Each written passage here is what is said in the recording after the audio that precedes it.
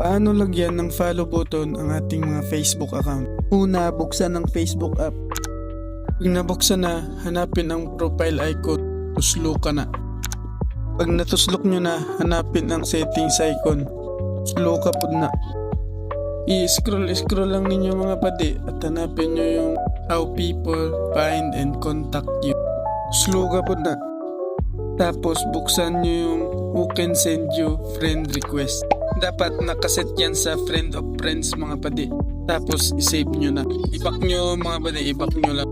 At tuslokin nyo yung followers and public content. Yan, dapat nakaset yan sa public yung who can follow me mga padi.